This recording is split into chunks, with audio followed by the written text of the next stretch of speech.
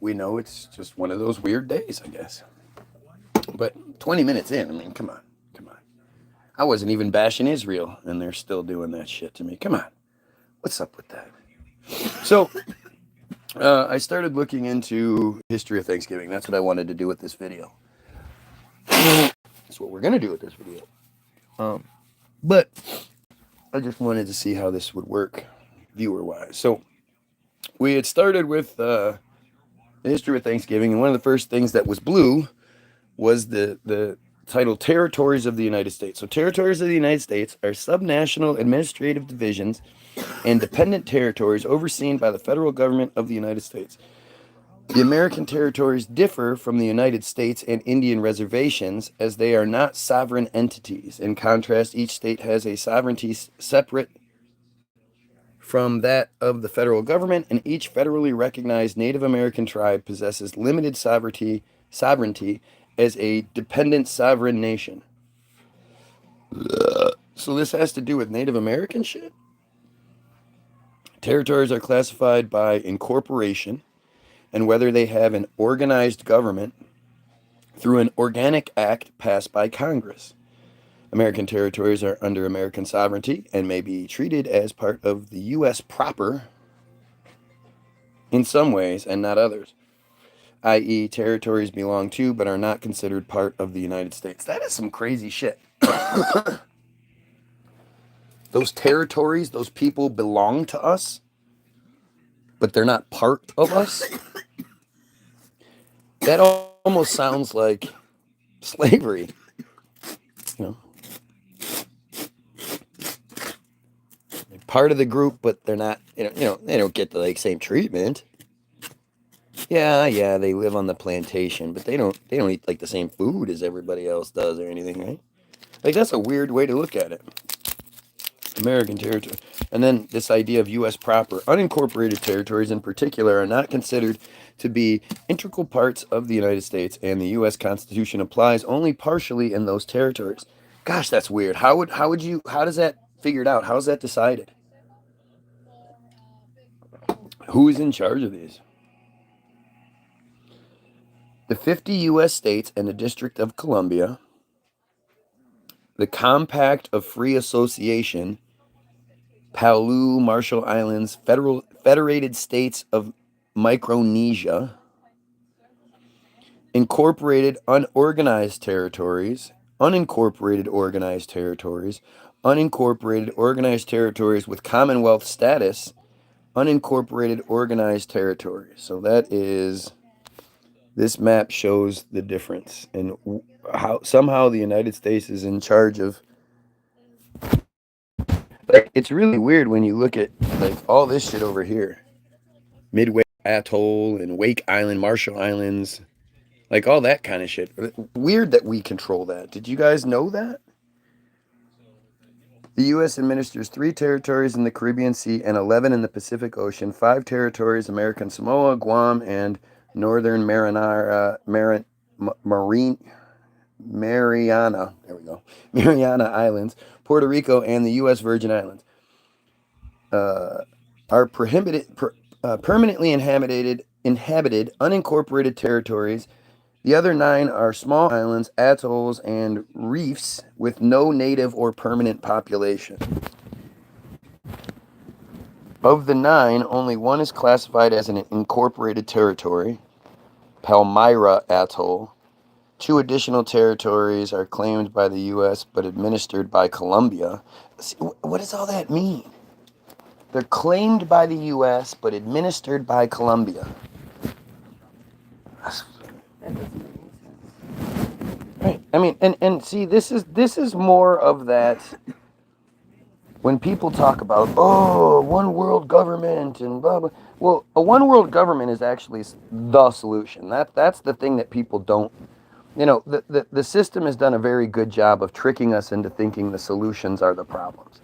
So when people think a one world government and a one world religion are bad things, it's because we've been tricked into thinking that way.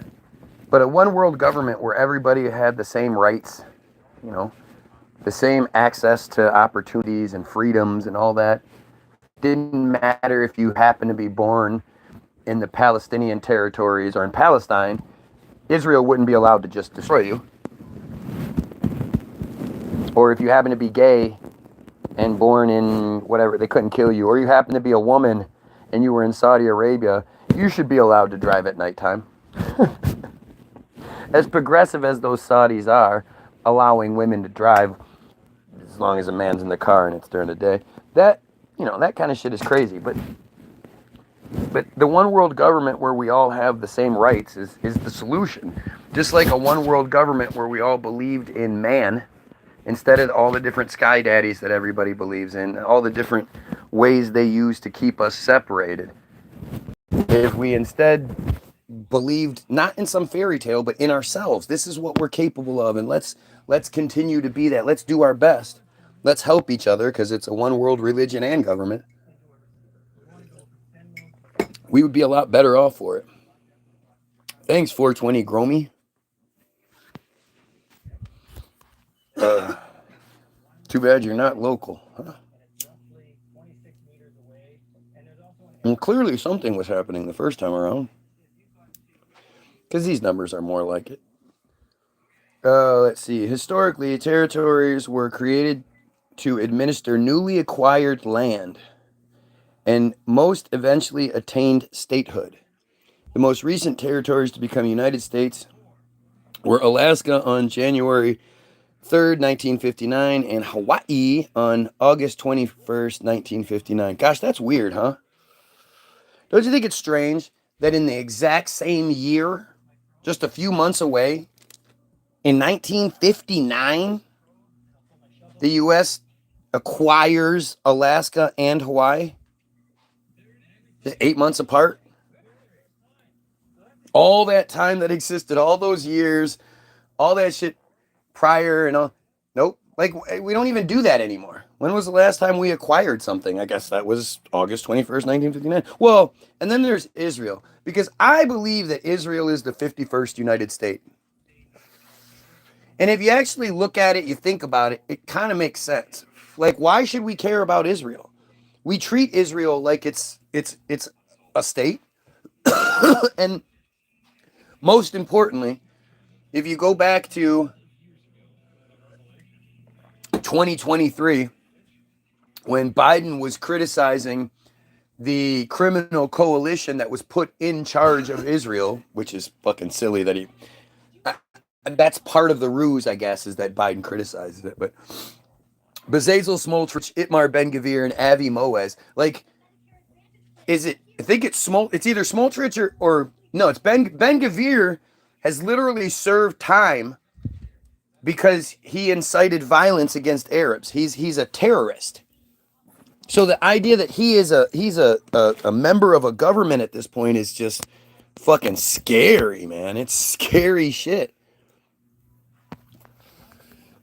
But Smotrich, I believe it's either Smotrich or Ben-Gvir, responding to Biden saying, something.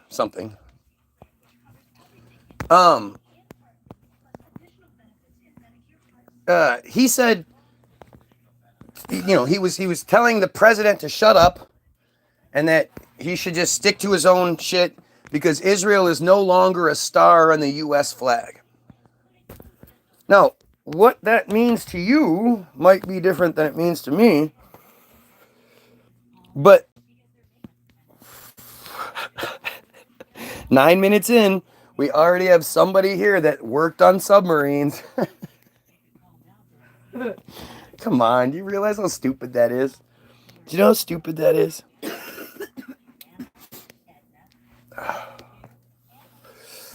So, I think it's strange when we look at the Israel situation and just all of it, the whole idea of statehoods and all that shit. Some strange shit going on. Periodically, or politically and economically, the territories are underdeveloped. Residents of U.S. territories cannot vote in U.S. presidential elections, which seems weird. I mean, if the U.S. is in control of that place, shouldn't those people be allowed to vote? And they have only non-voting representation in U.S. Congress. Duh, I made the Matt Hardy joke yesterday and nobody noticed, so I'm gonna make it again today. And Matt Hardy's been falling on hard times. I don't know what you're talking about. Or bong. I mean, I just, again, if you call things bongs that aren't bongs, that's you saying, I'm a square. I'm one of those people that says, oh, look, I smoked weed. I'm so high. I need Doritos, man. You're one of those people who thinks that's how things work. Anyway, according to a 2012 data, territorial telecommunications, according to 2012 data, territorial telecommunications and other infrastructure are generally inferior to that of the continental U.S. and Hawaii. Poverty rates are higher in the territories than in the states. Maybe that's why. Right? I don't really know. It's a strange thing. Okay, so we're back to Thanksgiving. I'll just restart this so anybody knows. Um, Thanksgiving is a national holiday celebrated on various dates in October and November in the United States, Canada, St. Lucia, Liberia, and unofficially in countries like Brazil and Deutschland or Germany. I have rode in a submarine, says this person. Yep, I bet you have. Don't you think that's strange? Like I've never heard of Thanksgiving being. I thought it was like kind of a joke.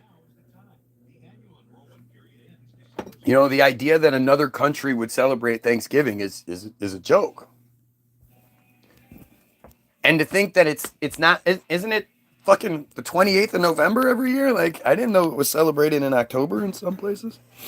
Although Thanksgiving, it is also observed in the Australian territory of Norfolk Island. It began as a day of giving thanks for the blessings of the harvest and of the preceding year. Various similarly named harvest festival holidays occur throughout the world during autumn. Although Thanksgiving has historical roots in religious and cultural traditions, it has long been celebrated as a secular holiday. Interesting. I mean, interesting shit. The history of it. Prayers of thanks and special Thanksgiving ceremonies are common amongst most religions after harvests and at other times of the year. Yeah, no shit. It's just shit to keep our economy going. The bankrupt economy that has the flu that a flu can take down. No flu took us down. Nobody was even sick. The whole idea of COVID was just an idea. It's like the 76 swine flu vaccination program. I highly suggest people look into the 76 swine flu vaccination program and ask yourself, if in 1976 we supposedly successfully vaccinated away a coronavirus, why in 2019, 2020 didn't the world say, hey, don't worry about it? We successfully vaccinated this shit away like 35 years ago, 40 years ago. We did this already. We already did one of these 40 years ago, so you know we're like a lot better than we were 40 years ago, so don't worry about it. If you want to, come get your vaccination.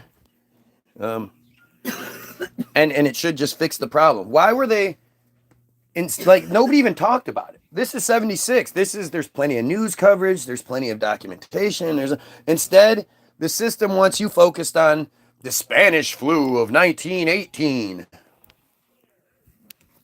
Why?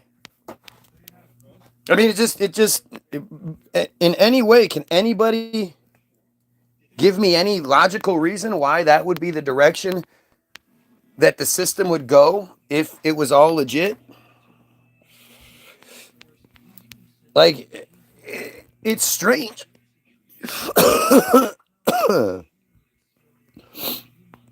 I find it strange. It's as strange as it's what, 9:15 a.m. and the same trolls that are always here are here in the morning. Like, come on, wake up, people. Wake up. If I'm wrong, why would anybody waste their time trying to, not even trying to debunk me, but sort of trying to make fun of somebody, make fun of you, the watcher. That's what they're doing. They know they can't affect me, so they're trying to make you feel stupid for watching me. Especially if what I say makes sense to you. That's why they don't answer any of the comments. That's why they don't talk about any of it. What are your thoughts on the black Illuminati? The black Illuminati. You mean the boule? Are you talking about the Grand Boule? It's real. It's a thing. It's a low level of it, but it's definitely a thing. We could do. You know what I think is really strange though? Everyone, please like, subscribe, and share the stream. The truth is right here from this man. Thank you for 20. There you go. He's right. Like, share, and sub if you're here. The whole idea of the black Illuminati, the boule, what I find is strange is that in recent years, in recent times, do you know what a boule is? Do you know what a boule is? You don't remember. I've shown you, but you don't remember. A boule is actually a bread bowl that you put soup in. Those are called boules. So at some point, in recent times, I mean, the bread bowl soup thing, that was something I remember when that came out, like late 90s, early 2000s, something like that. I mean, I'm sure it existed before that, but it wasn't a real popular thing. But to name this thing, whoever got to make it, whoever came up with it, named it. And instead of naming it its own thing, they named it something that it already exists. And it's a real thing.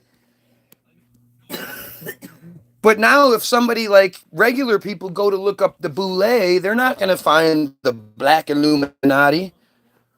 They're going to find bread bowls.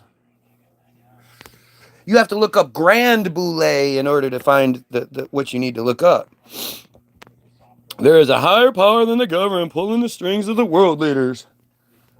Yeah. But see, at the same time, it's not. It's like Trump flat out told you. While he was president, he said that there was a deep state.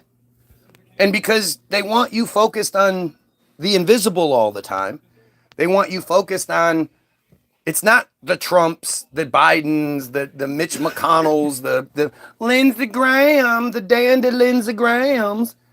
It's not any of those guys. It's the deep state. It's the invisible government that you can't see. That's who it is. Don't blame the people that you can see. And I do believe there's some truth to that. I mean, obviously the Rothschilds control just about everything. And we don't know who they are, you know, like identifiably.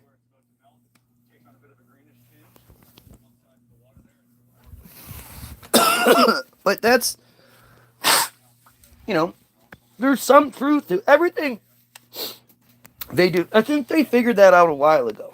That as long as they say some sort of truth, then it makes the lie easier. Like when Israel claims that around 1,100 people in Israel were killed on October 7th. Well, they're not necessarily lying to you because they killed 1,500 Hamas that day in Israel. So they're not, you know, they make it sound like it was Israelis that were killed. But they never say 1,100 Israelis were killed. They always say people in Israel. And that's not how they refer to themselves. Or when they say something is anti-Semitism. It's true. It's not the terrible thing you think anti-Semitism is, which you've been tricked into thinking it is, because you don't know what words mean. Why, if anti-Semitism means anti-chosen, anti-Jays, then why don't they just say it? Why don't they just say that's anti-Jewish? Why wouldn't they just say that? Why would they come up with a completely different word? Well, it's because they don't care if you... It's like how Christians and Muslims want you to be a part of their thing. You know? They in their own sick, weird way, they're trying to save your soul and blah blah. Like, it's weird, but they have the best intentions, even though it's screwed up as it is. The average Christian has the best intentions, and they're literally trying to help you. Well, the chosen, they're not. They don't want you to be a part of their thing because it doesn't work for them. If you become a part of their thing, you're on a much more even footing. But if you become, what they want you to do is be a Christian or a Muslim. And since all three are Abrahamic religions, meaning they come from Abraham, the father of the chosen people, the bad guys in the Bible, isn't it strange how Christians believe that the bad guys in the Bible, who also happen to look down on them and think Christians are really stupid, that those are your Christian God's chosen people? That's just wild. That's just wild. Fucking wild. But when you look at this narrative that we're given, the Christians, the Muslims want to help you. They want you to be a Christian or a Muslim, especially a Christian, because you're not on the same footing. Now you think of them as your God's chosen people. They are superior. Christianity puts the chosen people above you. They're chosen by God. So they're just inherently above you. That's the way they want you to think. And so when they say something is anti-Semitism, Semitic is black, white, brown, you name it. All the people from that region are considered Semitic people. So Palestinians, Iranians, Lebanese, Syrians, North Africans like Egypt and shit. Like, these are all Semitic areas. So Semitic people come from those areas. Semitism is a different word. Semitism is a policy or predisposition favorable to Jews. It's supremacy. Favorable to anybody means supremacy. And so when they say it's anti-Semitism, it's anti the supremacy that they demand from us. So they're not lying when they call it anti-supremacy or anti-Semitism. When they say that all the students that they're not talking about, it's still happening. The college campuses are still full of protests. It's just not being talked about. That those guys that's anti-Semitism. Like, if they say that's anti-Semitic, that's a different thing. That's a racist term, and that's awful. Which is why they go out of their way to say it's anti-Semitism all the time, because they're telling you the truth.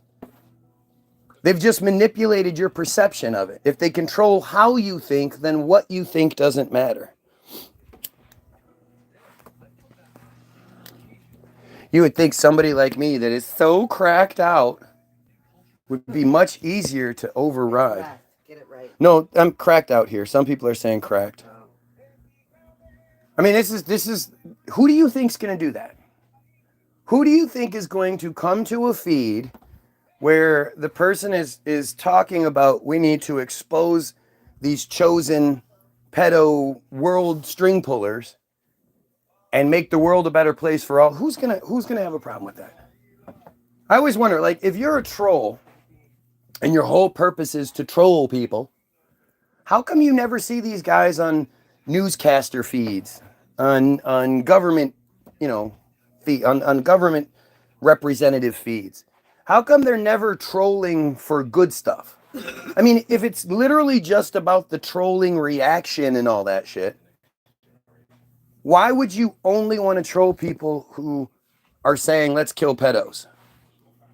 It seems like you would have a strange motivation there.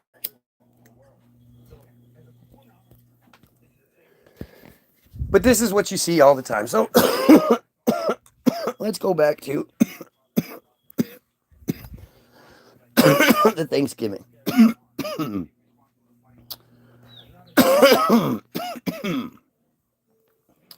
The Thanksgiving holiday's history in North America is rooted in English traditions dating from the Protestant Reformation.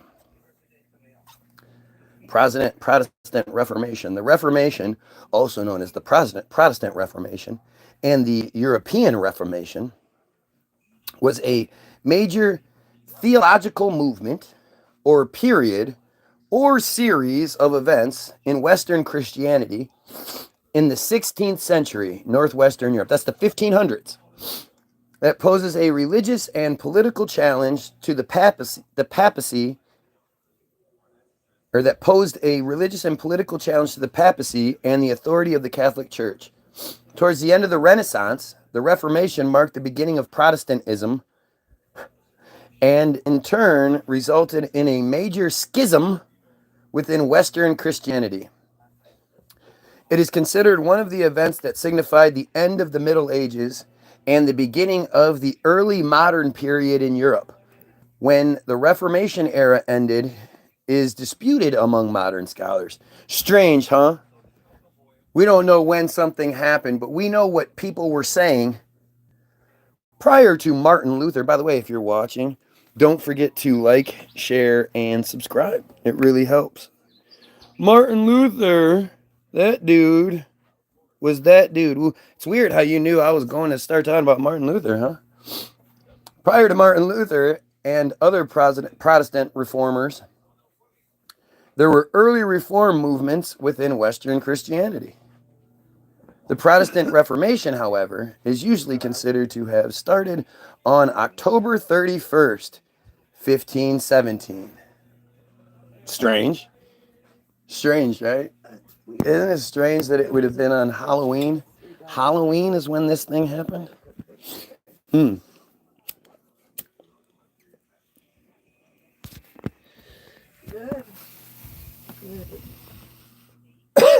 The Protestant Reformation, however, is usually considered to have started out 1517 with the publication of the 95 Theses? These? Theses? 95 Theses? I was full. Or Disputation of the Power and Efficiency of Indulgence is a list of propositions for an academic distribution written in 1517 by Martin Luther, then a professor of the moral theology at the University of Wittenberg, Germany. It's not thesis. What is this word? Theses. Theses. Theses. What the fuck is that? Theses is retrospectively considered to have launched the Protestant Reformation. Retrospectively. So, you know, it's like when people, I love when people talk about Nostradamus, right? I started the first loaf of bread and got a coffee. Nostradamus supposedly is this guy who predicted all this shit. Except we can't actually use his predictions as predictions.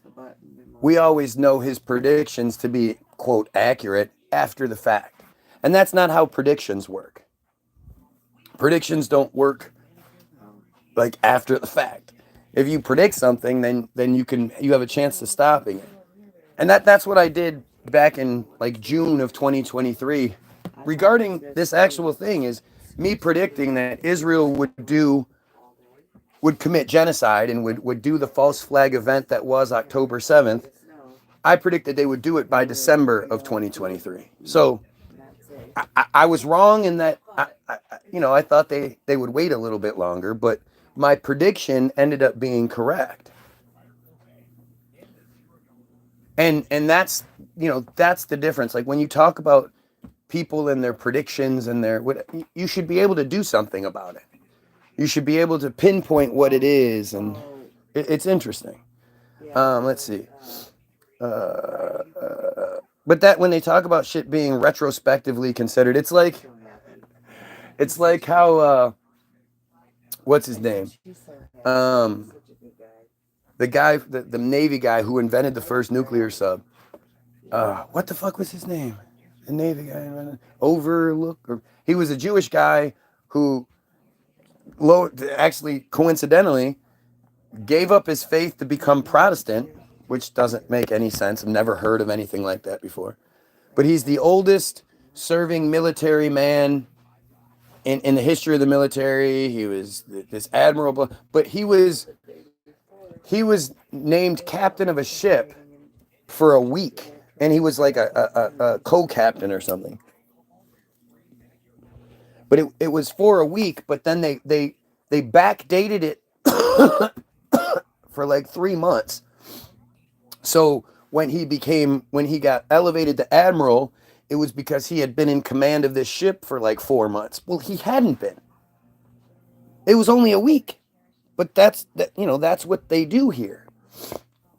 And these are all little words, and these are all little clues that once you get used to it, once you start to understand what you're seeing, it's like in the Matrix, right? When he's saying that he doesn't even see the code anymore, he could just look at the raining screen, the green screen with the numbers dripping down. He said, "Oh, I didn't even see the code anymore." That's not like a literal thing. It's a metaphor. It's a metaphor for, you seeing through goofy words like retrospectively we did this, and like when you start to see through the narrative and you start noticing the same characters, or you notice that the dates they give don't quite make sense. Like with that guy again, he's the father of nuclear submarines and whatnot. He was supposedly in Washington, Philadelphia, and California all at the same time in 1929, 1930. And you have to like ask yourself, like, what is going on? This is actually all he does, right? Yep. Everyone knows this is actually all he does. Yeah.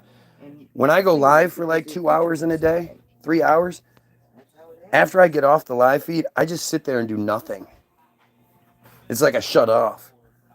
And then I just wait till I can go live again. And then and I go, that's all I do all day long. Look at how desperate. Again, desperation. Desperation to try. Who is going to be mad about this? Who is going to be bothered about somebody learning? Do you like go to schools and start disrupting classrooms and shit? Hey, teacher, stop teaching those kids. I'm actually reading what we're supposed to read. This isn't like I'm reading some conspiracy stuff. I'm trying to have a discussion with you, but you're just paying attention to the hate. Your arrogance is astounding. If you're not paying attention to the comments and how quickly they're coming through and all that, to think that like I'm purposefully ignoring, that's your arrogance there. Your shit just comes through too quick. And most of the comments are dumb shit like, I've been in a sub, so you don't know what you're talking about, right? I mean, it's just dumb nonsense over and over again. He doesn't really debate, just rant, right? Because I'm supposed to read all these dumb comments, sift through the ones that are actually real, and read from Wikipedia all at the same time. Totally makes sense. This dude is the worst. That's why I watch him every day for hours on end. Because I just hate it. It's so bad. Like, you could talk all the shit you want about me doing my thing, but I'm doing my thing. I'm not jocking on somebody else's shit and have nothing else. Like, where's your video? Where's what you do? Let's see what you do, because if it's anything like your ability to comment, it's really bad. All right. Let's see. The theses is retrospectively considered to have launched the Protestant Reformation and the birth of Protestantism, despite various proto-Protestant groups having existed previously. It detailed Luther's opposition to what he saw as the Roman Catholic Church's abuse and corruption by Catholic clergy who were selling plenary indulgences. You know what those are? The plenary indulgences? That's like a carbon credit, right? You can buy sins off. So if you go to the church or whatever and you give them enough money, then you buy like a cloak. Yeah, I'll read it to you. They absolve you of your sins. Pre-absolve. Oh, so even for sins you haven't committed yet. Right. Wow, I can't.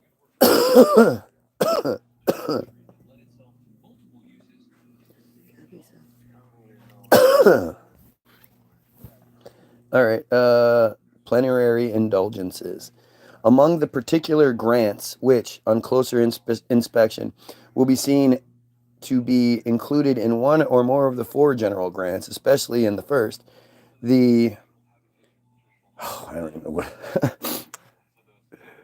Ishridarion indulgementarium. I can't see. Doesn't matter. Draws specific attention to four activities for which a plenary indulgence can be gained on any day, though only once a day. Piously reading or listening to sacred scripture for at least half an hour. Adoration of Jesus in the Eucharist for at least half an hour. The pious exercise of stations of the cross, whatever that means, and recitation of the rosary or the akathist in the church or oratory in a family, a religious community, an association of the faithful, and in general with several people come together for an honorable purpose. So basically, this is how you get out of it. The prayer specifically mentioned in the Ishridian Indulgentarium are not of the Latin Church tradition alone, but also from the traditions of the Eastern Catholic churches, such as who gives a fuck? Besides the above actions, the 1968 Ishridian of Indulgences list of the following actions as granting a plenary indulgence. Why can't I just find the fucking answer for it? Right. Seems strange. Like,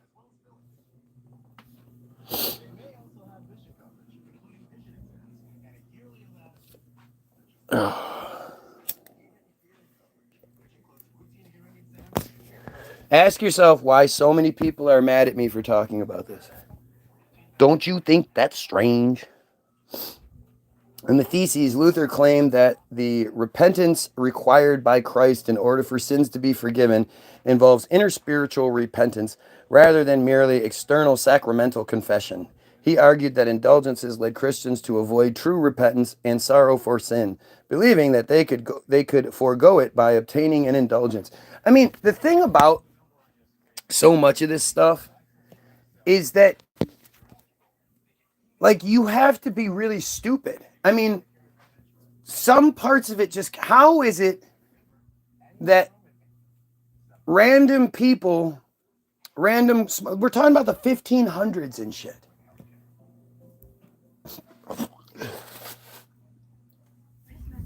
From what I believe the 1500s were, we're talking about peasant people just about everywhere, except for I mean, it's just dumb because at this point I've gotten myself to the point where, like,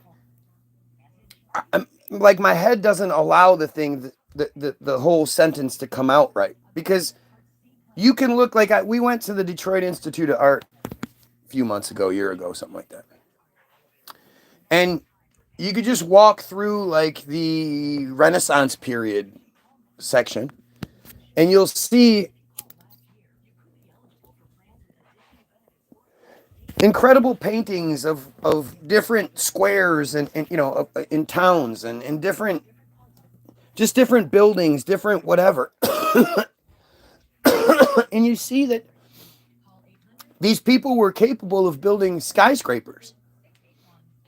Damn near every old school picture, painting, whatever, you pay attention. That's what I'm saying. It's always important to look in the background of the paintings and pictures and what you're presented, because you see shit that shouldn't be there. What do you mean an 8-story building was built in 1500s or whatever? How? What were they using? How were they quarrying all these materials and transporting them along these great distances? And I mean, it's just, we're talking about people with no transportation. We're talking about people with barely any communication. I mean, my wife loves to joke about the idea of carrier pigeons, because that's literally what they say. Like, pigeons, really? You somehow trained pigeons to go where you wanted them to go? What kind of stupid shit? You're Y-O-U-R lying. Oh, it's so stupid. It's funny. Whenever I happen to look down and happen to read something, it just reiterates it. This is the stupidity it takes to come at me. You don't know the difference between yours. I'm supposed to be the stupid, crazy one, but you don't know you're yours. Gotcha. And so this bullshit with Martin Luther is really crazy because I mean it's you have to like I always respect the Muslims way more than I respect the Christians because Muslims will do things like not make money. You know, if the schedule on their modern day iPhone that tells them when they're supposed to pray, because it's not every day, it's at different. It's every day. It's not the same times. There's different times depending on what day it is because you have to do it at sunset and shit like that. So they pray what, like 5-6 times a day, something like that. They shut down. They'll close their business and not make money for however long it takes for them to pray. And Christians don't do anything like that. You know, that part is literally everything that it requires to be a good Christian, especially initially. Christians just don't do it. And they rely on these plenary indulgences. They rely on these loopholes to make them feel better about themselves. I mean, every single one of you that claims to be Christian is going to hell. You had sex before you were married, you're going to hell. You jerked off, you had sex for purposes other than just creation. Even once you get married, you're only supposed to have sex for creation purposes, right? Like, it's just stupid. It's just stupid. All of this shit is stupid. And they require you to be, I don't know which you're to use, stupid. That's how they get us. You know, they have to have us just as narrow-minded, close-minded, whatever ist they can throw in there, and just stupid as possible. Because if we're not, then we start asking questions they don't like. Uh-oh. Did we cross that mark? 42. We're at that 40-minute mark where the comments get shut off. Is that what happened? Uh-oh. Let's see what happens if I do this. That works. That reset it. So now at least I know how to maybe reset it. We'll see if that works every time.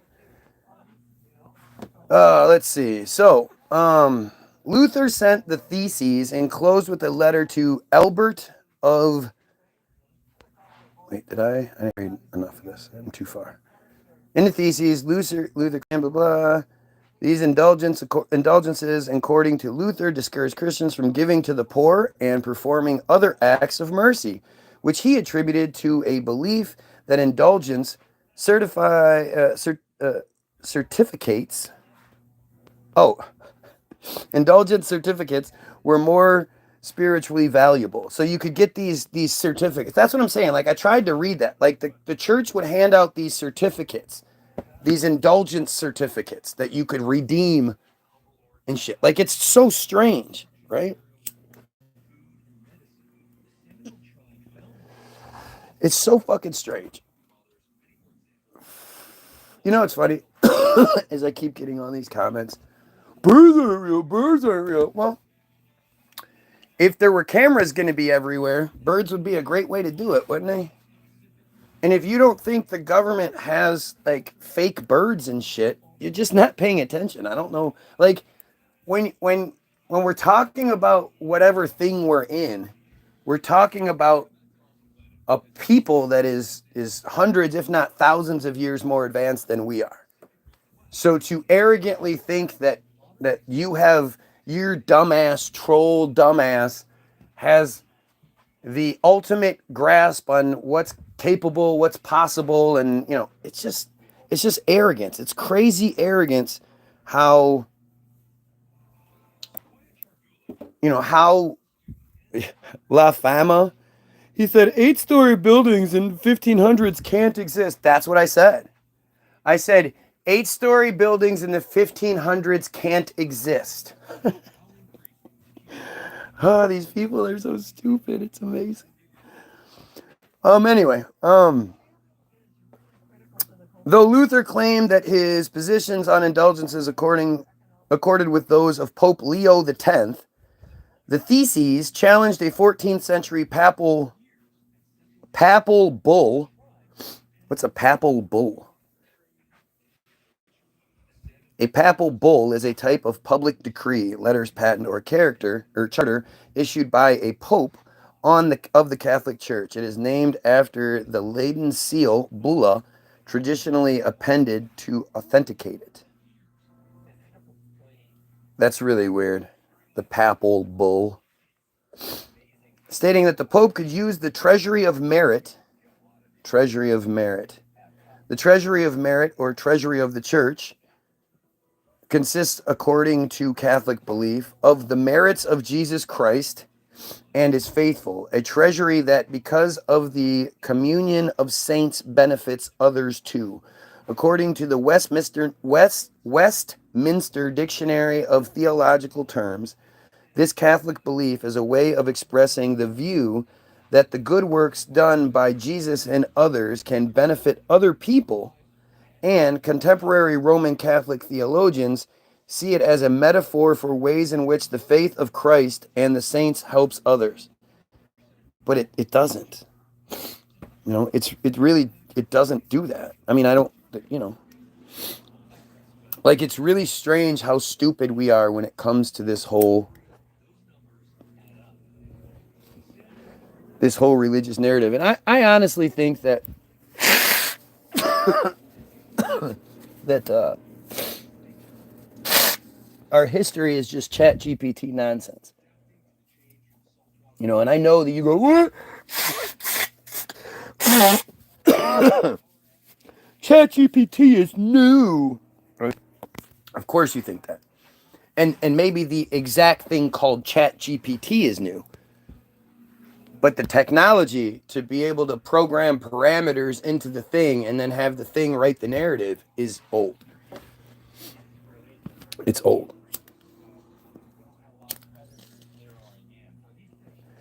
And it's Fight Club. It's the Talmud. It's whatever. It's the first rule of the Talmud is you don't tell the goyim about the Talmud. That's it's all about sleight of hand. It's all about misdirection. That's all they do. It's a pipe. Thanks for the correction there. You got to let these idiots know. Probably not, Nick. Let's see. Probably not. You can pour some cereal. The fuck? And okay, the Pope could use the treasury of merit and the good deeds of past saints to forgive temporal punishment for sins. The theses are framed as propositions to be argued in debate rather than necessarily representing Luther's opinions. But Luther later clarified his views in the explanations of the disputation concerning the value of indulgences. I mean, again, let's just think about this. This is the 1600s or 1500s. And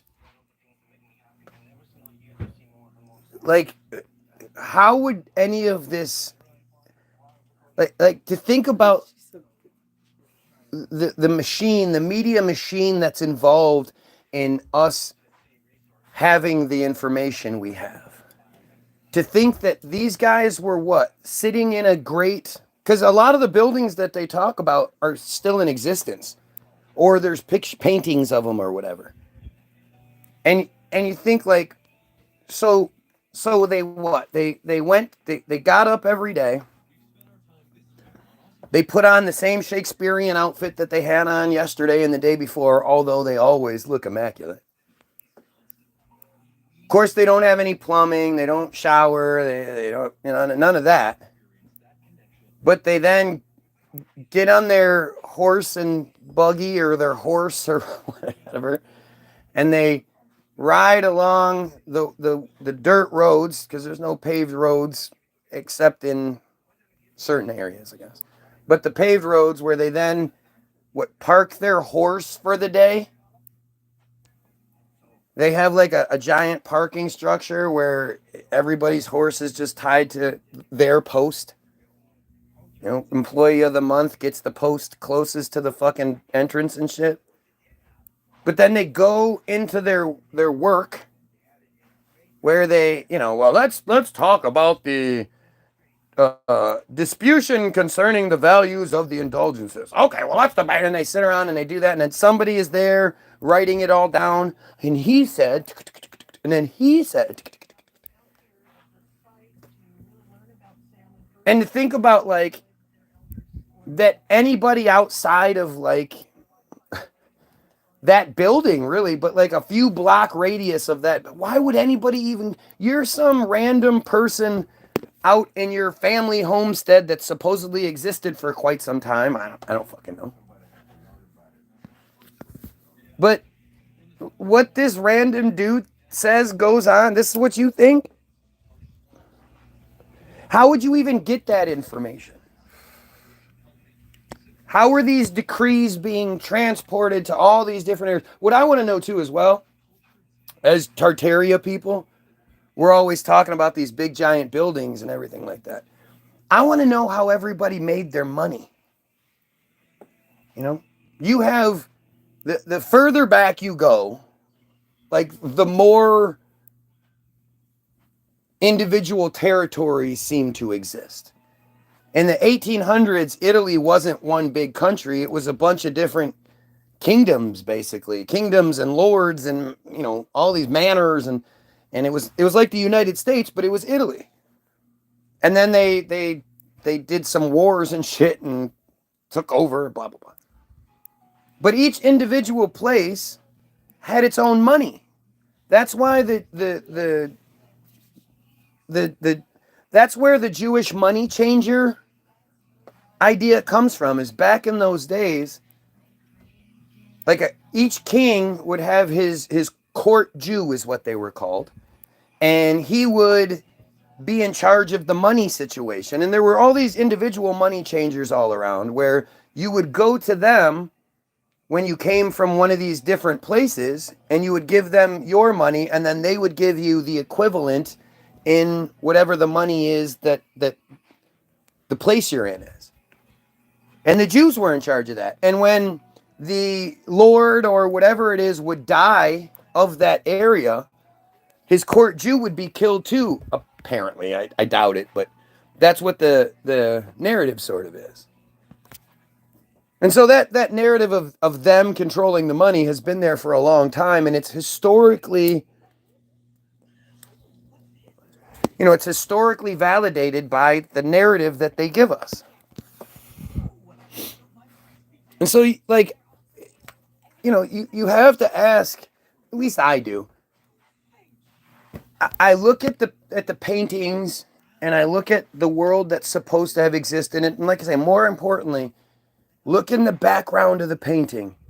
Every painting is made so that you're supposed to look at one part. All of the lines, the and the funny thing is, all of these artists back then, they just knew how to do it. They didn't go to art school or anything like that. And they weren't taping bananas to walls.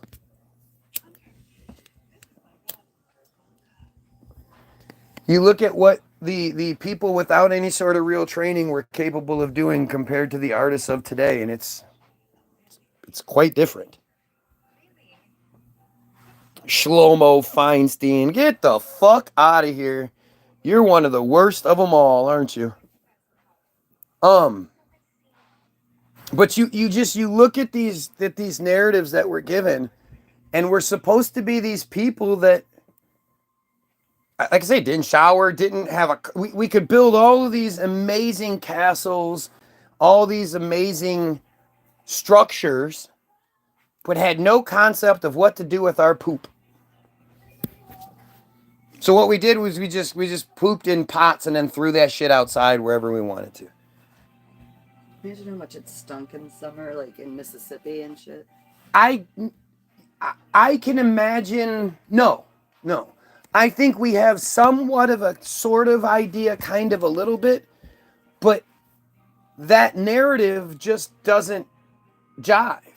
Like it's just what we can't even fathom what it would be like for everyone to just be throwing their human shit wherever the fuck they felt like. And at the same time we had horses everywhere that were shitting all over the place and dying. Like there's the horse shit crisis of New York is really an interesting tale, but it's funny because it's like the horse shit crisis of New York. What about all the other cities that existed at the time that the main way of transportation was horse, and they were, these huge that had to be everywhere. And you see these huge cities. I love this narrative too. You'll see like New York, pictures of old school New York, right? And you'll see the dirt road that all these cities are built around, and they have dirt roads in between them. And the dirt roads butt up to concrete sidewalks.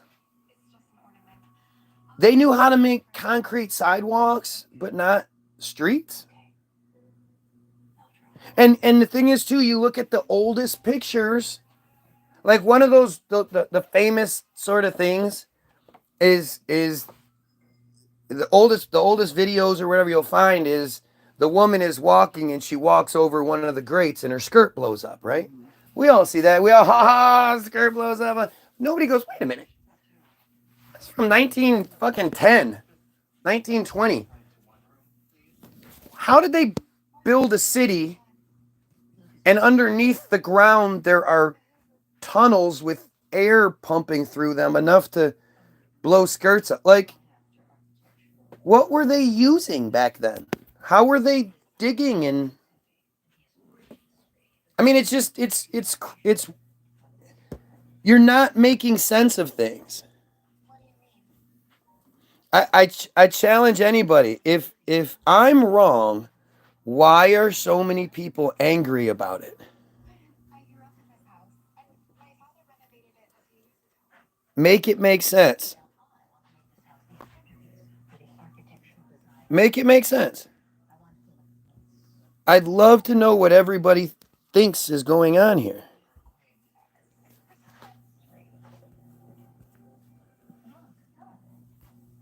I mean, it's look at the comments. Look at what's happening here.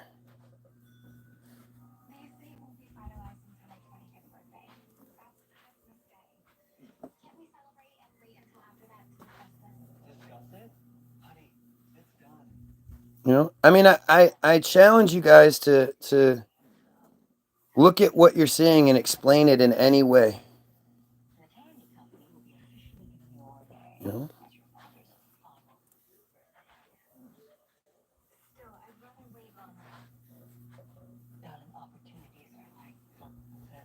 know, this is. I'm sorry, I'm just dealing with this bullshit. Ask yourself what's going on.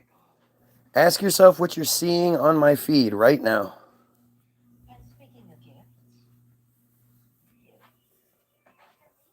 I just love to hear what people have to say because to me it's all really telling. If I was lying, if what I was saying was unimportant, why would so many people be angry about me saying it?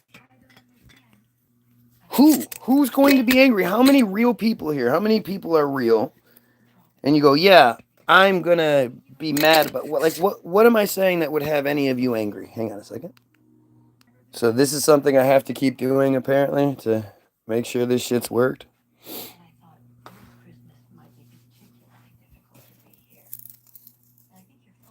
Interesting. Interesting. I have to keep refreshing the page like that. I mean, it's like you stupid people. You can't tell me how they built New York. The oldest photographs of New York City show a sprawling metropolis. The oldest photographs are like 1850, 1840, something like that. And in every single one of those super, super old photos you can find, the craziest part is that those cities are empty. Right. How does that work? How do you take a picture of a city and there's no horses? I mean, especially back then, no vehicles, no people, no stands, no nothing. It's just empty streets and buildings. What happened? You could probably take that same picture in those Chinese ghost cities. But that's not what happened. You know, and I think Tartaria is one of the best distractions they give us. I mean, I'm having such a hard time today continuing to talk about Thanksgiving because I know I'm being distracted. But I like sort of debunking the narrative. Go look it up, dude. There's plenty of them. Oldest pictures. There's a guy called Jared Boosters on YouTube. Jarid, I believe. Or RRID. But he does videos where he puts together collections of oldest photographs from every place. Oldest photographs from New York. Oldest photographs from Egypt. Oldest photographs from blah, blah, everywhere. He does specific videos like that. And he does an amazing job. And it's up to you. I mean, you can go look and see that the oldest photographs that exist show a modern landscape. A landscape that's actually, in a lot of ways, more impressive than our own today. And you're a bad guy. You apparently, if I'm talking about these kinds of things, apparently there are a whole bunch of Israeli trolls from Team Jorge. If there's anything you're going to look up after this video, look up Team Jorge. TEAMJORGE, Israel. Well, that is your ultimate smoking gun evidence that Israel controls the narrative. And I'm not going to go too far into it right now. Maybe I will later. But Team Jorge, it's all in the name itself. If I say to you Team Jorge, who are you going to assume I'm talking about? I would assume somebody Latin. I know I would. Some sort of South American, something like that. Some Spanish, Jorge. The last people I would think it would be Jewish people. I don't know any Jewish Jorges. But that's a whole other thing. By the way, if you're watching, don't forget to like, share, and sub. Don't forget to do those things. It's important. And I only bring it up because I know a lot of you forget to do that. You get lost in the video. And you forget. I do it all the time. And when the person says it, I go, oh shit. And I like it real quick because I'm trying to help. I want to show people that I appreciate what they're doing. We the people. Oh, Jesus. Look at all these dumb fucking things. Read about the Ottoman Empire and the Janissaries. I would really appreciate it. So the problem with that, zippity-doo-dah, the problem with all of that is I hope you understand we're not looking at it to get, it's not the truth. What the narrative we're told is not the truth. It's a narrative that we're given to make us think a certain way. And so, absolutely, the Ottoman Empire and all that shit, that'd be great.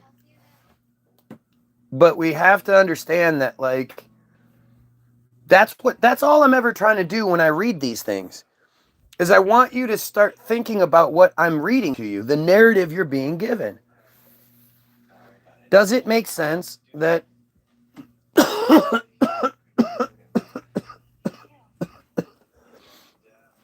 anyone in the 1500s would somehow be world famous? Think about how just nuts that is. Think about how difficult, sending regular mail in 2024. If I send you a letter in another state, if it took a week or so to get there, I wouldn't be surprised.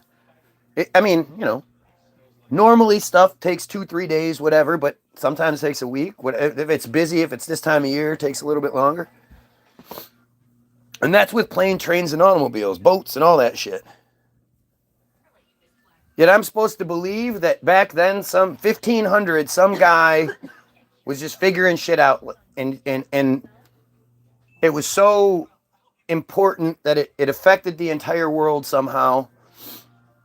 And it was all, it was all taken notes of, and it was all recorded and documented. It's just strange. Why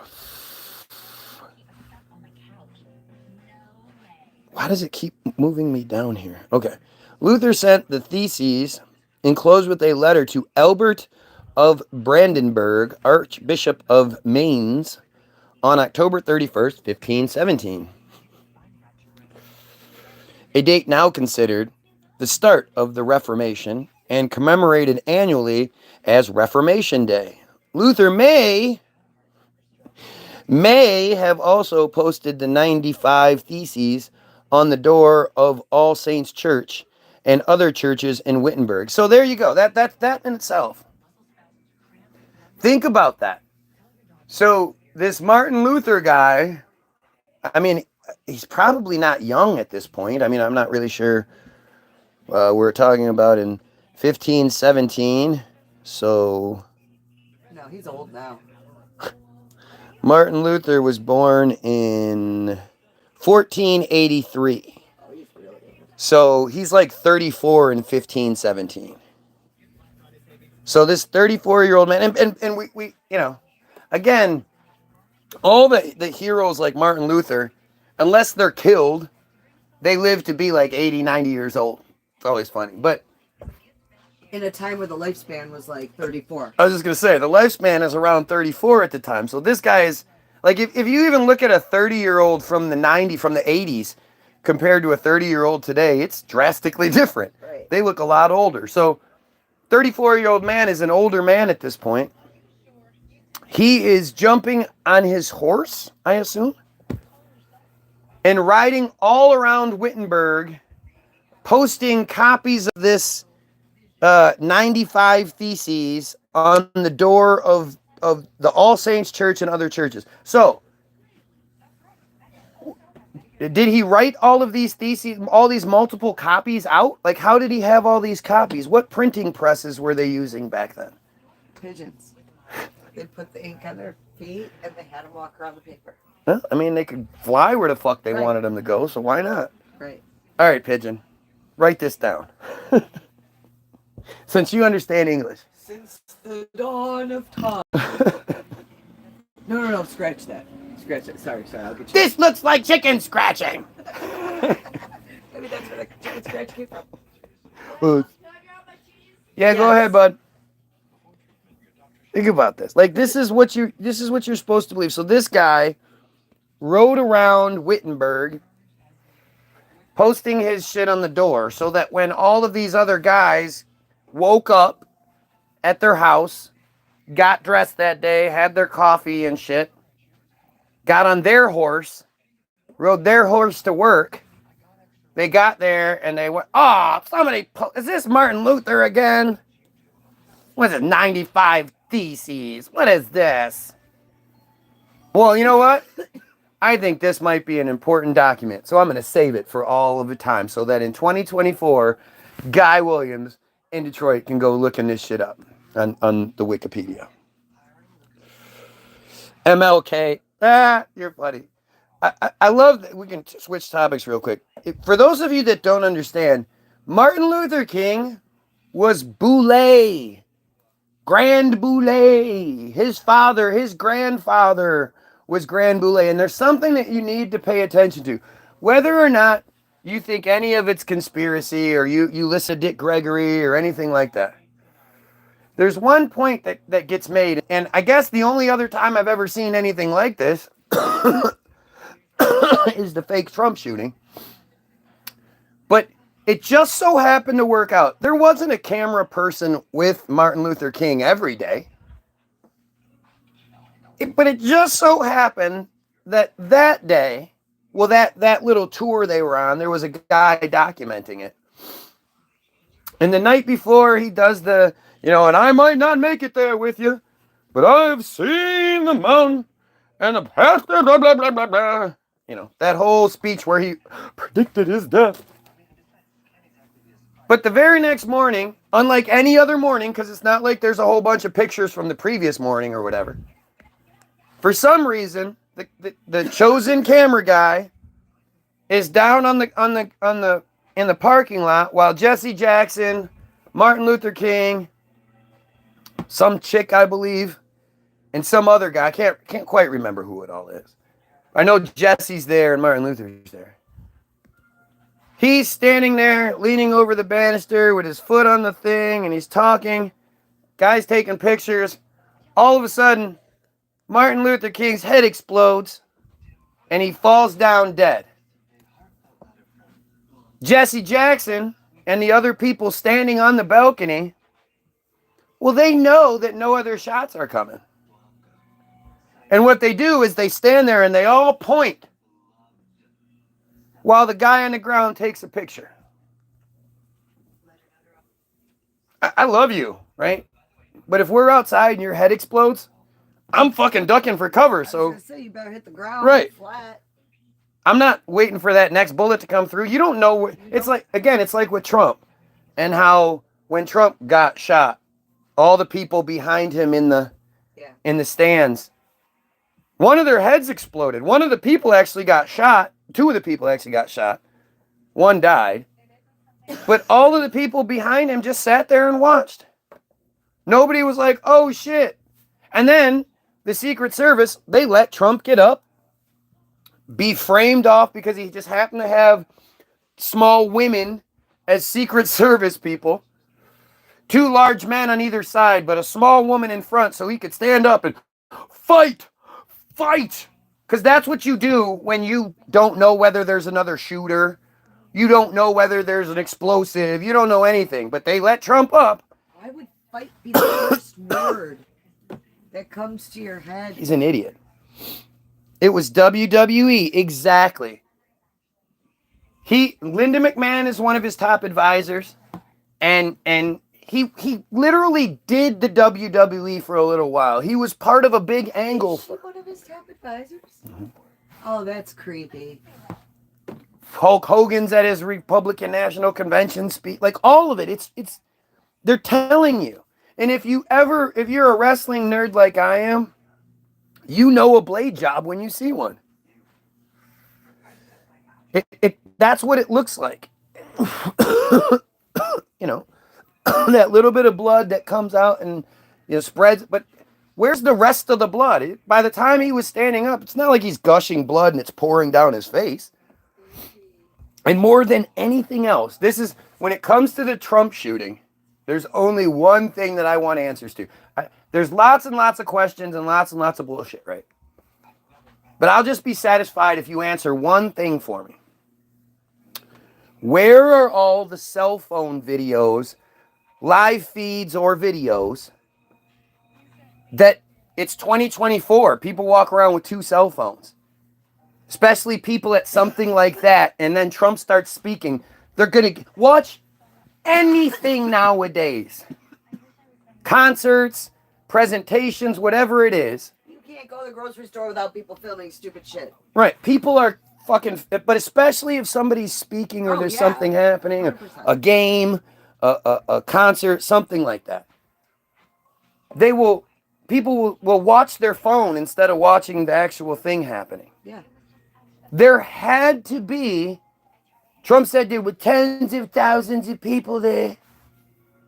There had to be hundreds, if not thousands of people filming from every angle possible. So, where are all those videos? There was a woman literally right to Trump's left, just behind him, holding a big white cell phone. And she never flinched or anything. Trump got shot, went down. She just sat there and kept filming. Where's that video?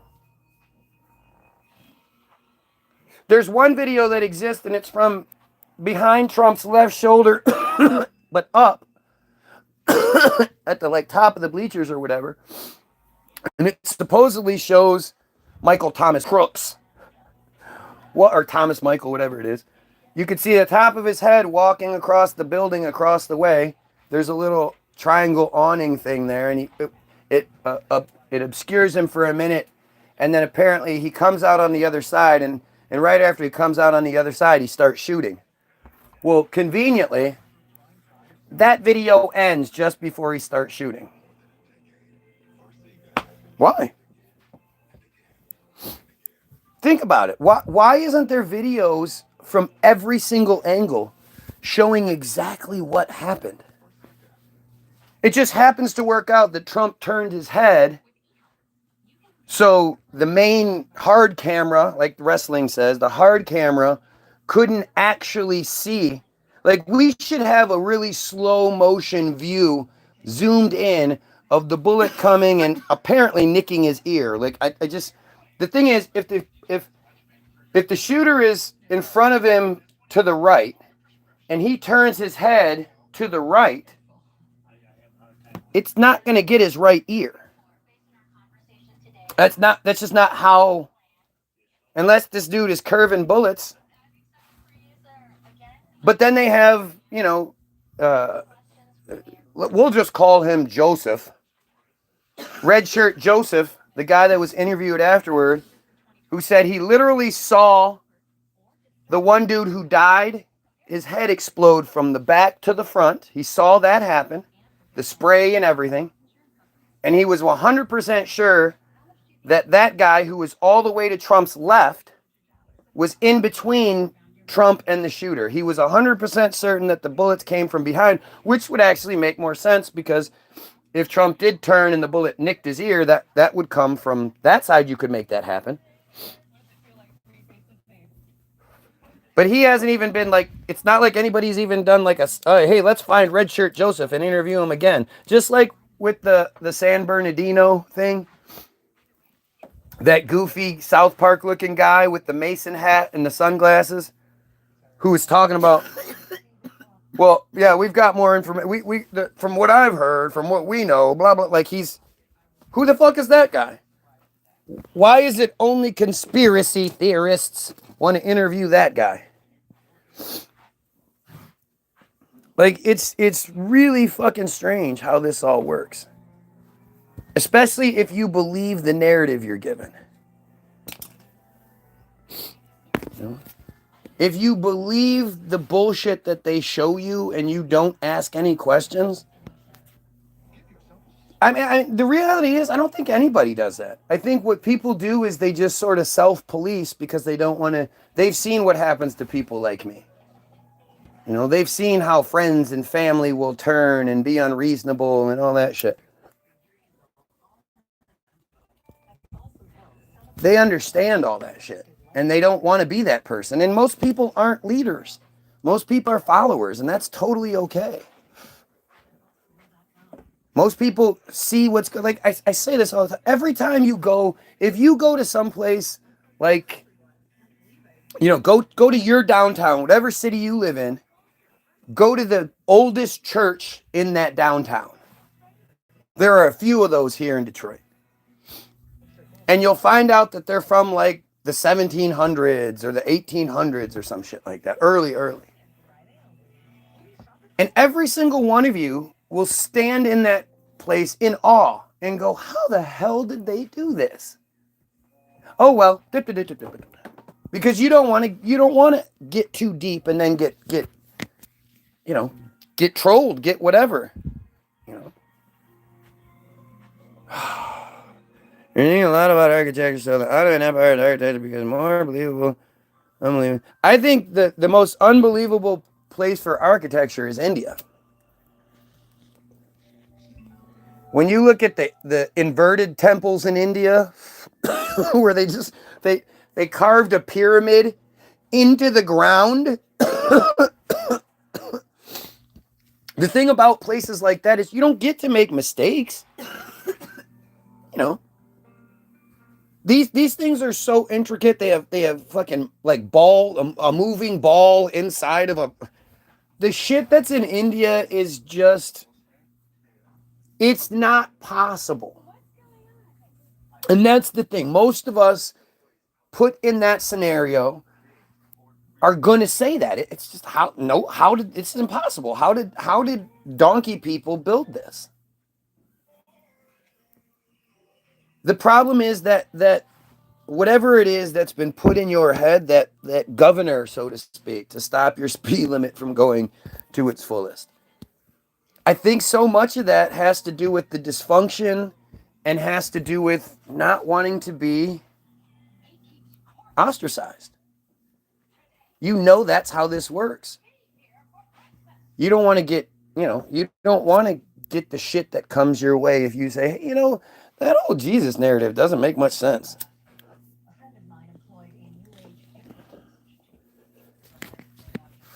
And the problem is, the more you look into things, the more you'll understand how they don't make sense.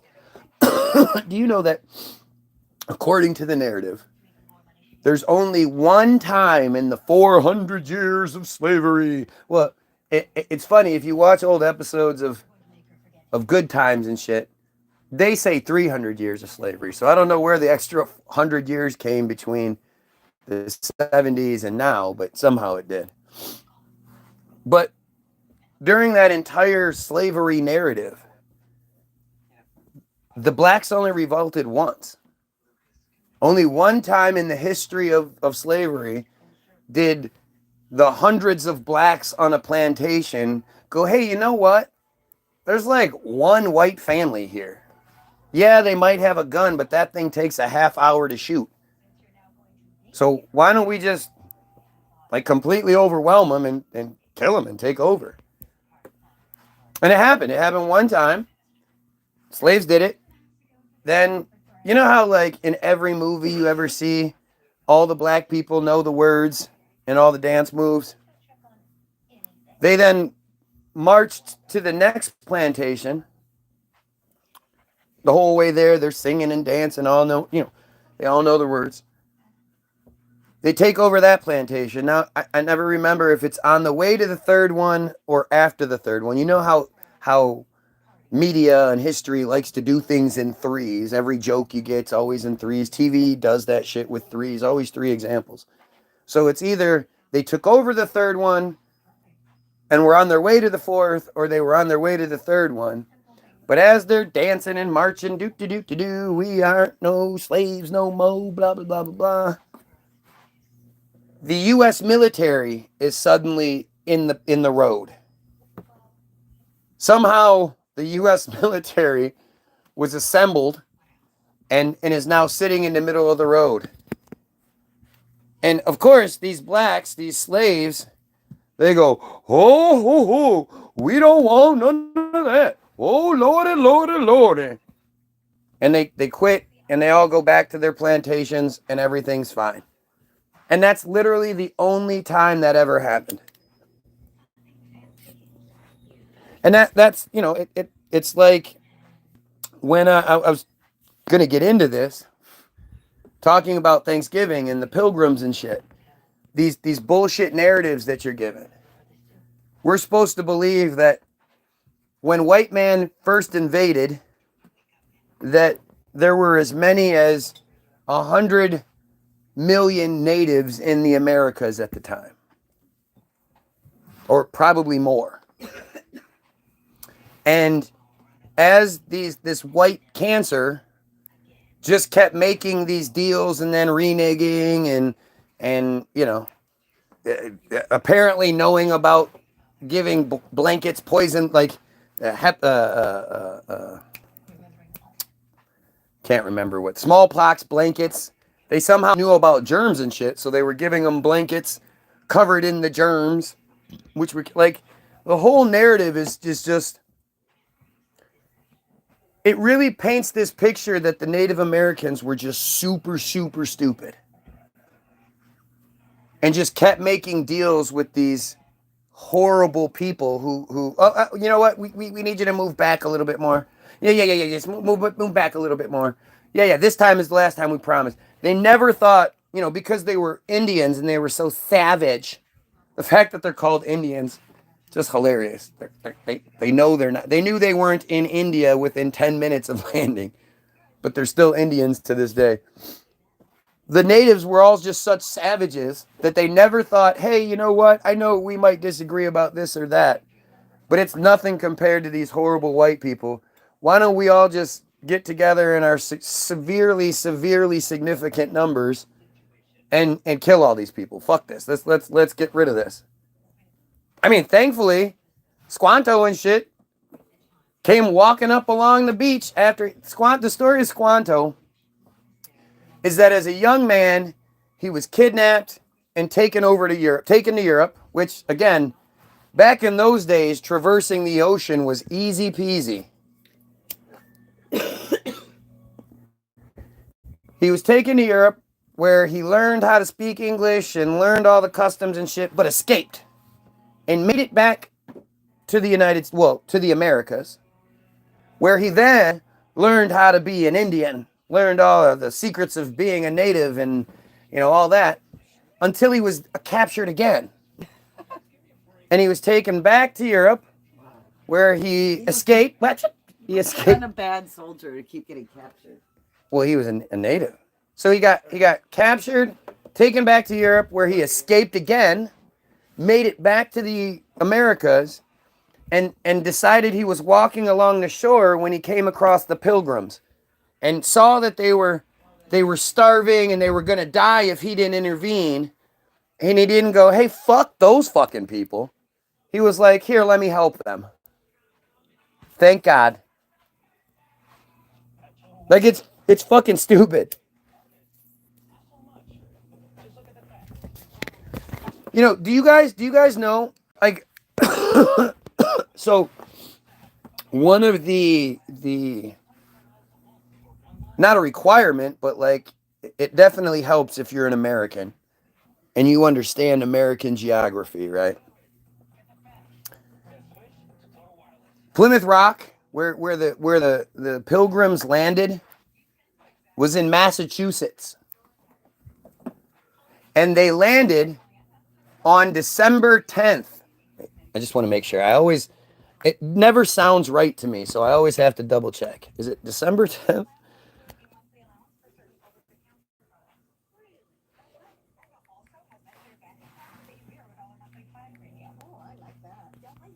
Yeah. Oh, December 11th. My bad. One day later. December 11th, 1620. Wait, what? The Pilgrims landed at Plymouth, Massachusetts. So look at this. It literally gives me two dates. What the fuck is going on? Mayflower arrived in New England on November 11th, 1620, after a voyage of 66 days. Although the Pilgrims had originally intended to settle near the Huron River in New York, dangerous shoals and poor winds forced the ship to seek shelter in Cape Cod. What? The Pilgrims were originally headed for Virginia, but poor winds and dangerous shoals forced them to seek shelter in Cape Cod. They decided to stay in New England because of the late season and the difficulty of traveling around Cape Cod. The Pilgrim Society celebrates the landing on December 21st, which is known as Forefathers Day. What? So now it's December 11th, December 21st, and November 11th. That is fucking interesting. Let's just jump into this, right? Like, this is interesting. But the point being made is, let's see. The Pilgrims are also known as the Pilgrim Fathers, which I never ever heard them called that before. Were the English settlers who traveled to North America on the ship Mayflower and established the Plymouth colony in Plymouth, Massachusetts. You know what it sounds like? It sounds a lot like Israel. They're the settlers. They're settlers just coming and establishing a colony where people already lived. But hey, that makes sense. Oh, look, the guy points out that he's actually paying attention, right? I love when I screw up because I'm talking for a long time without script and without every 10 seconds. So every once in a while I do screw up and I stumble over my words and I stammer a little bit. And if you jump all over the screw up like that, or the whatever you want to call it, then it shows that you're paying attention and you're desperately trying to point out any sort of screw up or any sort of inconsistency or anything that I do that isn't perfect. So if you're capable of doing that, why aren't you capable of debunking any of the points being made? Why do you only focus on easy shit like that? That's like making fun of fat people or some shit, you know? Making fun of fat people is easy. Why would you, you know, why would you take the easy road? But that's what they're proving that they are paying attention, and they're desperate to try to interfere, but they, you know, they're dumb. They can't do anything else but that shit.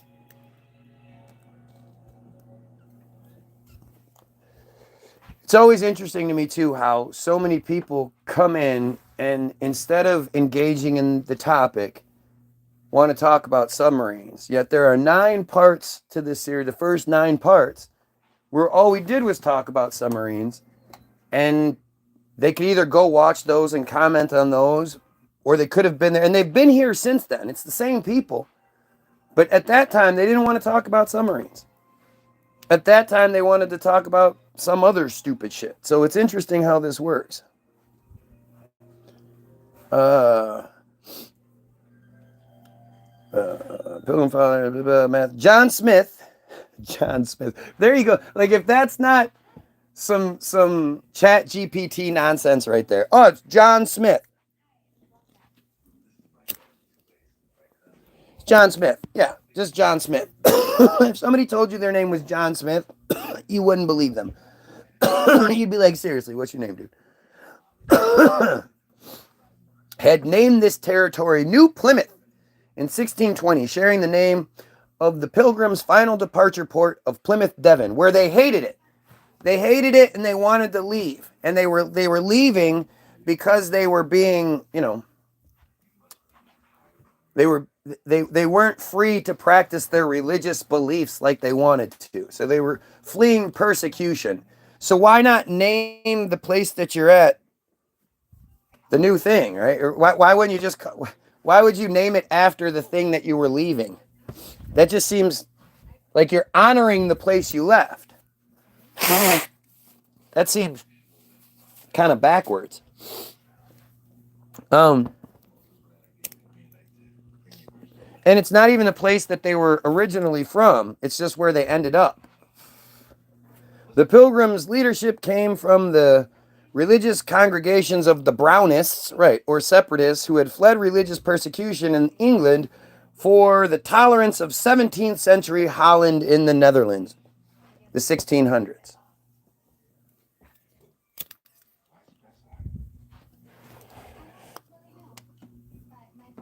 They hold many of the same Calvinist religious beliefs as Puritans. Brownists, Calvinists, and Puritans, all in the same, like right there. So here you go. I just happened to look down, but when somebody is so desperate that they'll say any sort of stupid shit and it's easily debunked unless you think I live in a 2-story basement, I love when they do that. And so that just eliminates any credibility they may have.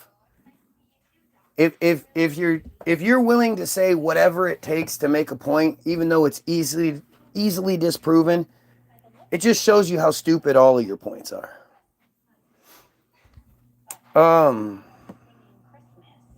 Let's see. But unlike Puritans who wanted a purified, established church, Pilgrims maintained that their congregations should separate from the English state church, which led them to being labeled separatists. Again, you think about this like we're talking about a very small group of people. So in a time where we're told there were many, many other people, like I always think it's strange because like a lot of these people had one name. They'd be like, you know, John of Devonshire or some shit. And it's like, were they the only John of Devonshire? Is that, they didn't have more than, like it seems like when you read history that there really weren't nearly as many people as we think, especially because you so often run into the same characters or, and you know, like the further you go back, the more it funnels down into the same fewer and fewer characters. And to me, that's just more proof of the Chat GPT nonsense. But when you think about this, like, so the English church, the English papacy, the fucking the monarch that existed, the king, all that shit. They gave so much a fuck about this one group of, small group of like however many people it was. It wasn't that many compared to what we're told the population was, and but that they would give that much of a shit about them, that they would have their own name. Like it's so ridiculous to think about it like that, to understand, like, why would the church even know who they are? Wouldn't they have just so much more going on? Oh yeah, this small group of less than 100 people, I think, they don't want to practice these beliefs anymore. And I mean, I guess if they're sort of denying then that they're going to pay into the church, maybe that's why then the church would get upset. But even then, it just seems like, strange. It seems strange. And you go, what were the main differences? And what, you know, we're not talking about people who some of them had access to computers and some didn't. It's not like the Amish where they've just arbitrarily decided that technology stopped at blue jeans.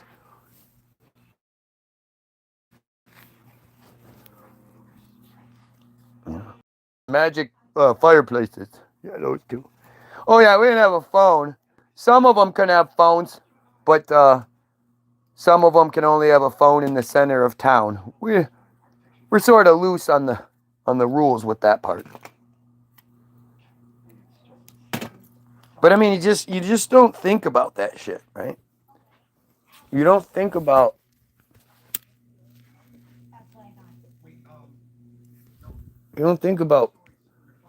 who is behind these narratives and why they're so, like, most of this shit you reads like a book report. There'll be lots of details about shit that doesn't matter, but no details about shit that does. They yada yada over lots of the parts that matter. How were these communications had, and all these kinds of things. After several years living in exile in Holland, they determined to establish a new settlement in the New World and arranged with investors to fund them. And then think about this. This is the story that you get, right? So these random separatists living in exile in Holland, what does that even mean? Arranged with investors. What would investors be investing in? How would that even work? Who were these investors? Like, these are those questions that you just can't find answers to. and what are you going to say? Okay, we're going to go there, and then if you ever decide to come here, you got your own place? Like, what how does that even work? How would they be able to guarantee these things? Where would these promises even be coming from? And the narrative is that it took 66 days. It should have only taken closer to a month, but they got blown way off course and blah, blah, blah. The good thing they happen to have enough supplies and shit to last 66 days instead of the month. They established Plymouth Colony in 1620, where they erected congregational churches. That's what you do. The Puritans' later establishment of the Massachusetts Bay Colony eventually became more powerful in the area. But the Pilgrim story, nevertheless, became a central theme in the history and culture of the United States. It's just fake. It's all fake, stupid shit. Listen to how the history goes. And there's always you always get these clue words. So around 1605, congregations in Nottinghamshire, England, led by John Robinson, Richard Clifton, and John Smythe, that really creative Chat GPT again, Quit the church. Well, there you go. So when ever anybody's named John of this or that, there's two Johns right there. They quit the Church of England to form separatist congregations. Well, who the fuck were they? They quit the Church of England. Was the Church of England this corporation? Like, did they just, were they just people who were like, I don't feel like doing that shit anymore. I'm going to do that. Like, how did that even work? These held Brownist beliefs that true churches were voluntarily democratic congregations, not whole Christian nations, as taught by Robert Brown, John Greenwood, and Henry Barrow. How did those guys rise to We're talking about a time when people didn't have televisions. There wasn't a mail system. You know, how did books even exist, and how did libraries get filled? Well, I don't fucking know. But we're talking about people who like were told lived very meager peasant lives.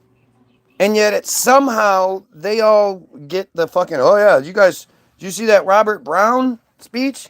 Like he was just riding around giving speeches and taking people for, like, think about how hard it is in 2024 with all the technology that we have and all of the lack of evidence, which is evidence against, showing people that religion is just chosen nonsense, just bullshit. It's all a control scheme given to us by the chosen people.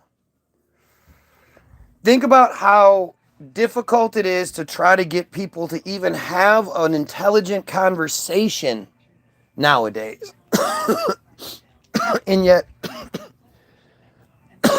back in the 1500s, whatever it was, you could just ride around and, you know, you could just do what you wanted to do. Like, that doesn't make any sense. That's just crazy. That's like, how does some random person start street corner preaching, and people, knowing how powerful the Church of England was at the time, were like, what? Were they walking by on their way to the fucking roller skating rink? I don't even know.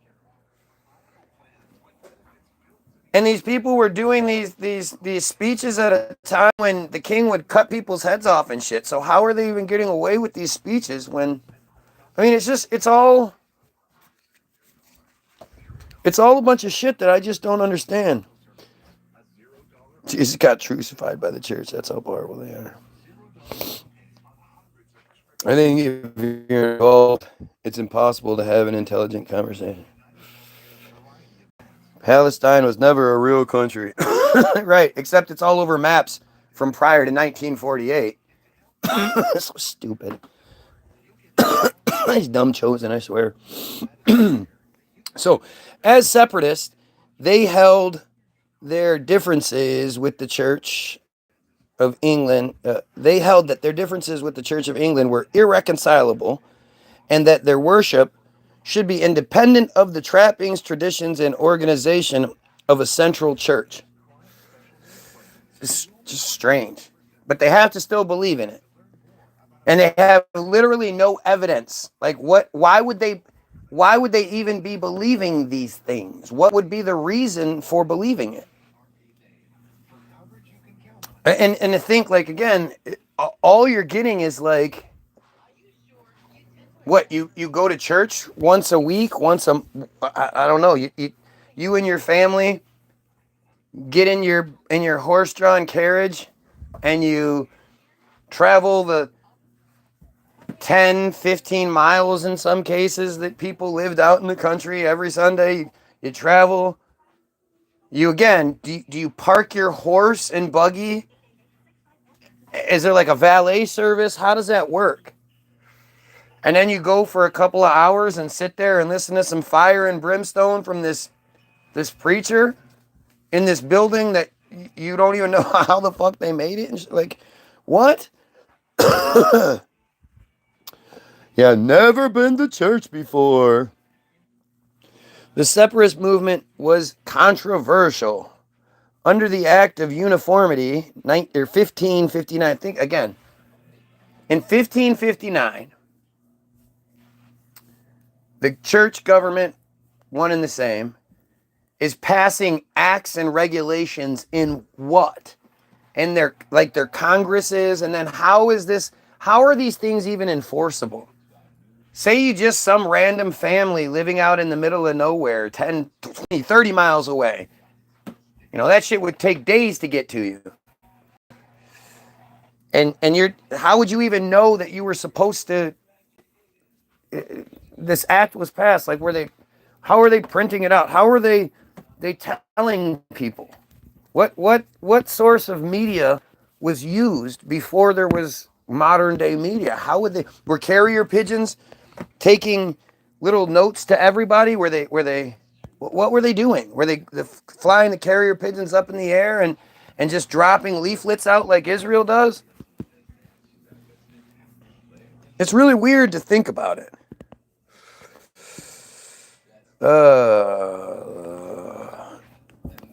Under the Act of Uniformity, 1559, it was illegal not to attend official Church of England services with a fine of 1 shilling,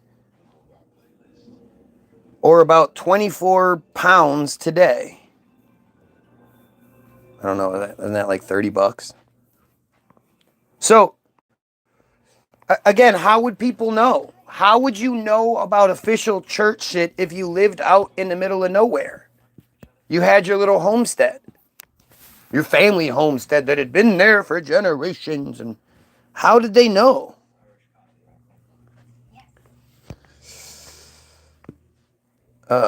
One shilling for each Miss Sunday and Holy Day. So that's basically saying that everybody in that region had to go to church every Sunday. And how long did this act last? Let's see. The Act of Uniformity, 1558, was an act of the Parliament of England. The Parliament of England in the 1500s. I have such a hard time with all of that. Passed in 1559 to regularize prayer, divine worship, and the administration of sacraments in the Church of England. In so doing, it mandated worship according to the attached 1559 Book of Common Prayer.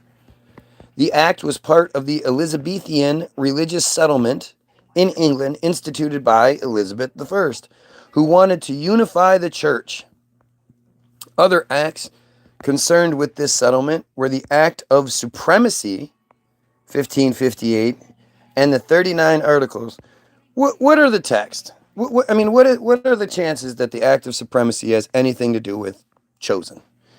I'm not a historian, but as you know, one of my passions is how knowledge is spread. I'm pretty well read up on some of your questions. How do they know, etc.? Sure. I'm sure there is a narrative that you have been given. You didn't. The problem with so much of that is that you didn't go into it skeptically. You don't go into it being told things and going, well, does that make sense? Does that really work? You went into it wanting to know, and then whatever you were given, you took it in and were like, okay, now I'm the smart guy. I can say I know these things, and if somebody asks, I can say it. But this is where, like, I hope it starts getting through that, like, we have to start thinking about it from the perspective of, are we being told the truth? Just because there is a narrative doesn't mean it's true. And so I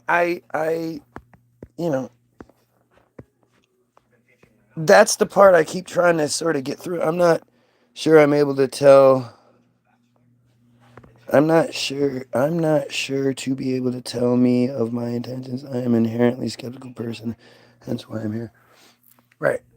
I'm sure you went into it thinking this is going to be bullshit, or this could be bullshit. Not going to be, this could be.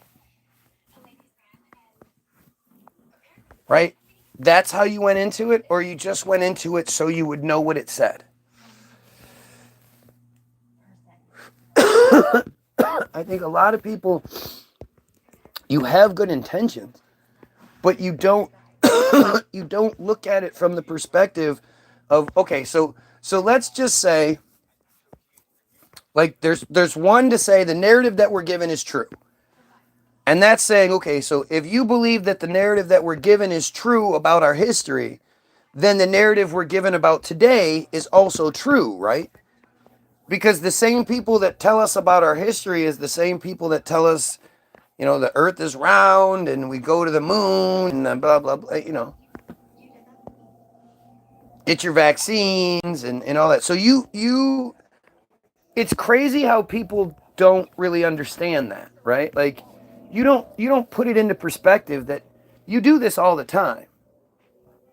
The reality is you have no evidence for damn near anything you know. You just pick and choose which things you like. And so if you are going to say that this is true or that's true, well, then what separates it? What makes you go, the system is telling us the truth about all this crazy shit from the past? I can't double check it. I can't know it. I can't fix it. Nothing. I just have to believe the same people that tell me, go get your 5th booster.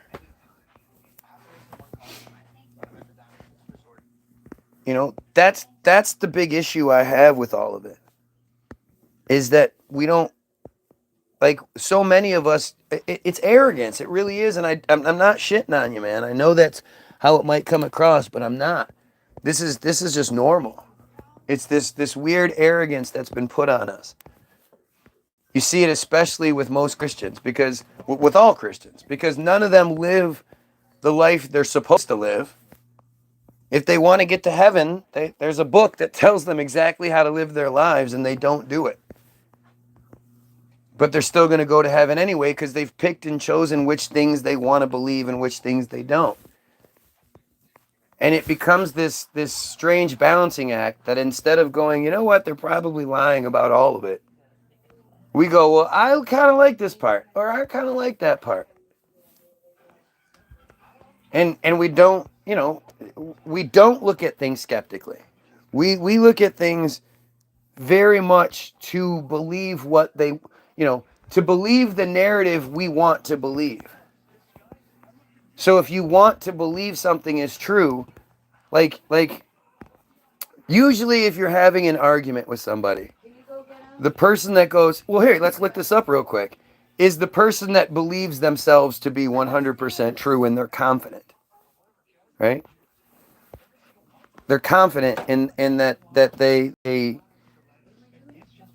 I thought you something with them. My bad. The person that's confident is like, yeah, fuck yeah, look it up.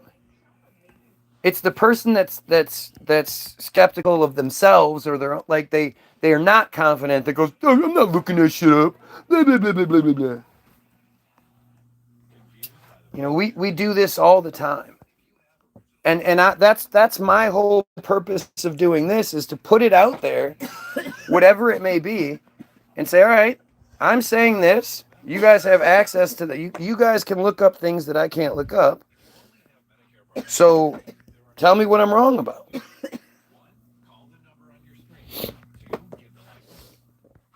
And it's the same narrative over and over again, where people we're guided by this strange arrogance that this insecure arrogance that we don't even really understand.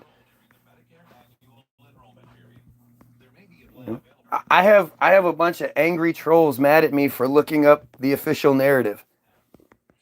And when I look up the official narrative, well, that's not good enough. That's wrong. It's like it's the official shit, dude.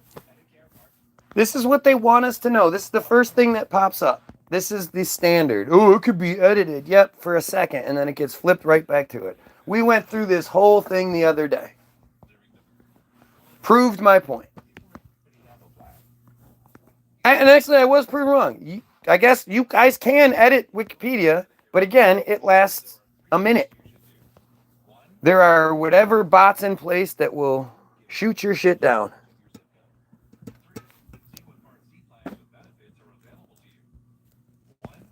Nick? Or Nathan? You know, it's all right there. It's all right there for you to see it.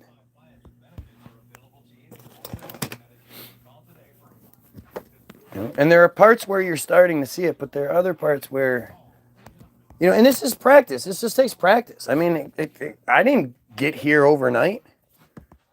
I didn't become this nihilist overnight. The guilist. I just think look at who is telling us to believe this shit. It's the same people telling us not to pay attention to the genocide happening right now.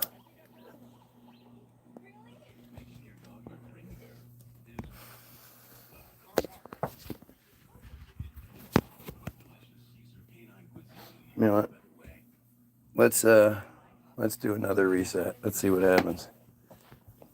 Because this is just weird. Anyway, I'm walking my 100-pound dog at the moment, so I can't engage meaningfully. But we gotta have a chat. My first stream is tonight. Check it out. I'll be right. I'm gonna restart. So pedophiles, kill yourself. Oh, and don't forget to grab your free download. The link is in the description.